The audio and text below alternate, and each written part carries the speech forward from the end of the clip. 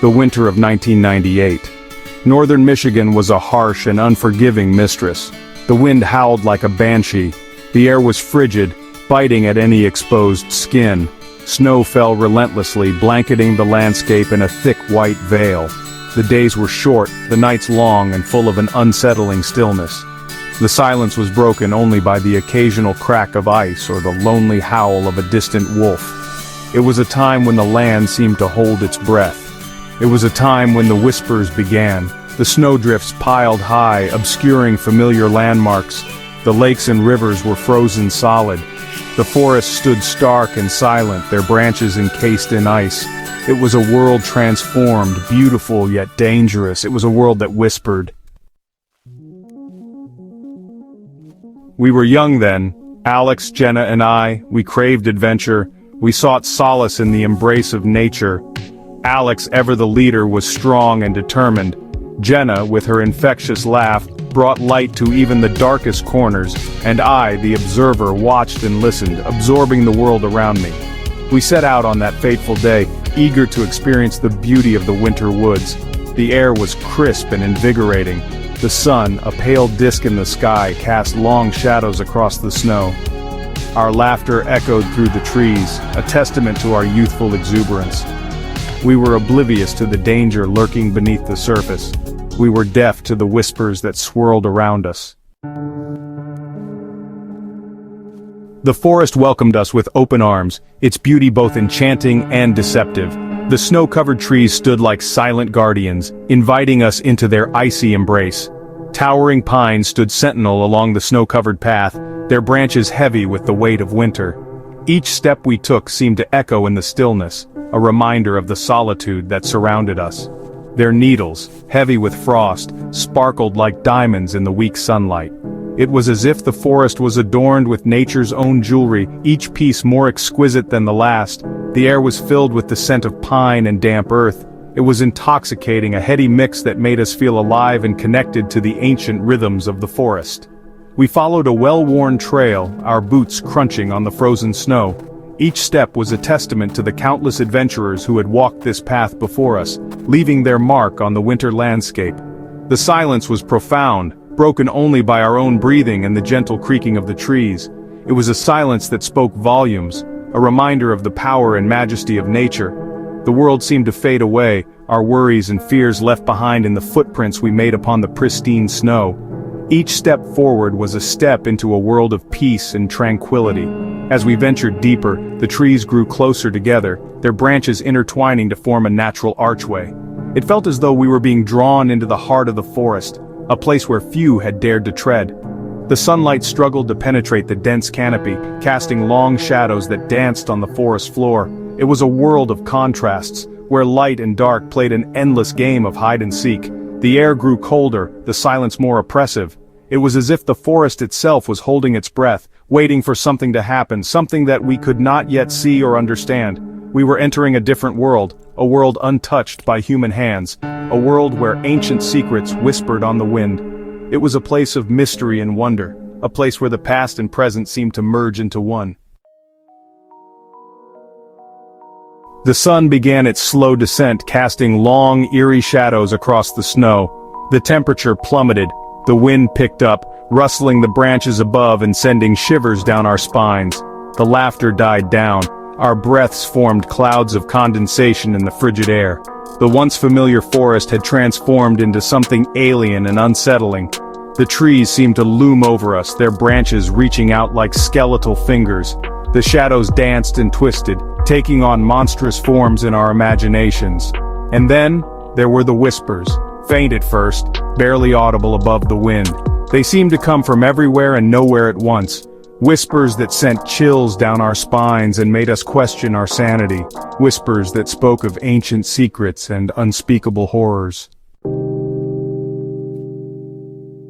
Section 5. Footprints in the pristine snow. We stumbled upon them quite by accident, a set of tracks in the otherwise undisturbed snow.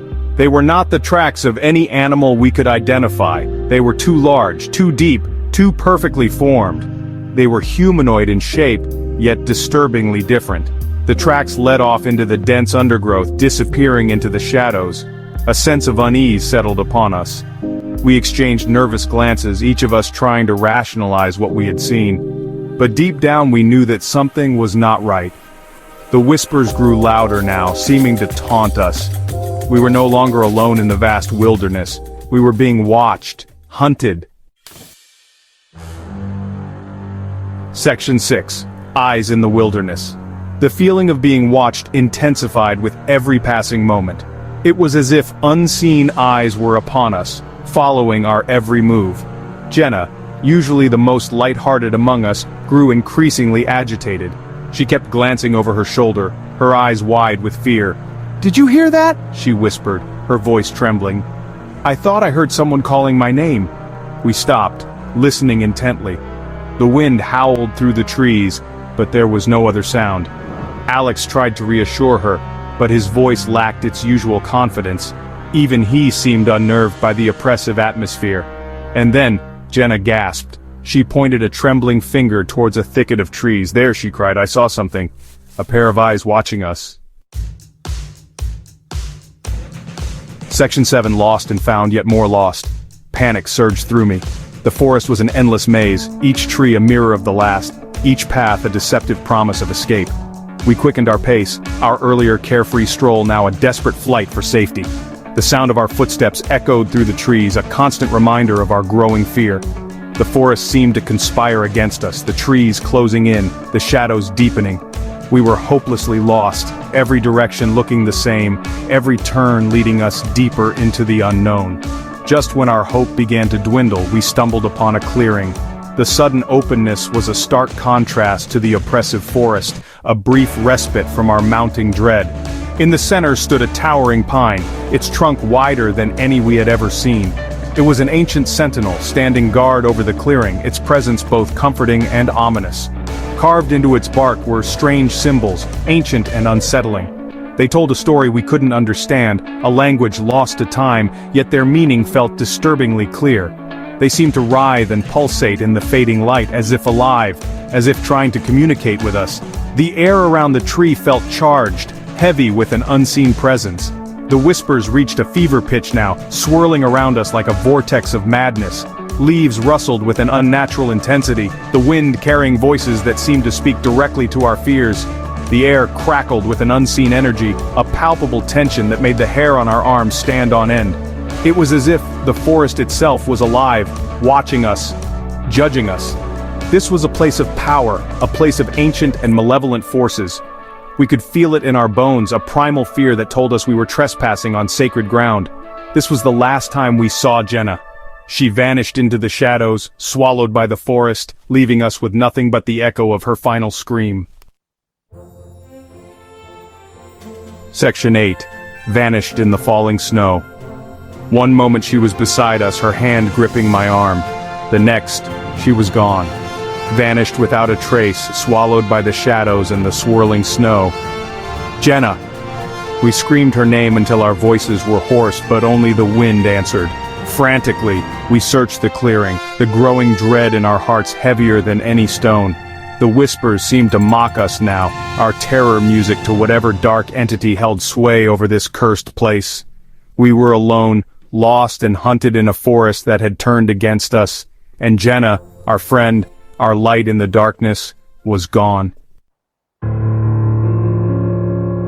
Section 9. Whispers on the Wind. We never found Jenna. She vanished one cold, moonless night, leaving behind only a trail of mystery and sorrow. The search parties came and went, their efforts futile against the relentless snowfall. They combed through the forest, calling her name, but the snow swallowed their voices. The official explanation was that she had succumbed to the elements, her body buried beneath the unforgiving snowdrifts. But that never sat right with me. But I knew the truth. I felt it in my bones, a chilling certainty that something more sinister was at play. I had seen the strange tracks, heard the whispers, felt the eyes upon us. The forest was alive with secrets, and it seemed to be watching us, waiting. Something took her from that clearing, something ancient and evil. It was as if the forest itself had reached out and claimed her. Years have passed, yet the memory of that night remains vivid. Every detail is etched into my mind, as clear as if it happened yesterday. I still see the strange symbols carved into that ancient pine in my nightmares. They seem to pulse with a dark energy, a warning or perhaps a curse. And sometimes when the wind is howling outside my window, I hear them again. The whispers. They are faint, almost indistinguishable from the wind, but unmistakable to me. Whispers that seem to call my name just as they called Jenna's name all those years ago. They beckon me, pulling me back to that fateful night. And in those moments I know that the forest has not forgotten, and neither have I. The mystery remains unsolved, and the whispers continue to haunt my every waking moment.